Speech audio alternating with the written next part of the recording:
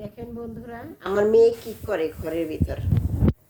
এই যে দেখছেন, ব্যাট দিয়ে ওটাকে বাইরাচ্ছে, ঝাড়টা যদি ছিঁড়ে যায়। ওই যে আবার ব্যাট দিয়েই পেয়ালা বাজাচ্ছে, দেখছেন।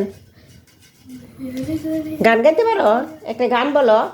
অতীতের কথাগুলো, পুরনো স্মৃতিগুলো মনে মনে রাইখো, আমি তো ভালা না ভালা লইয়াই থাইকো, আমি তো ভালা না ভালা লইয়াই থাইকো।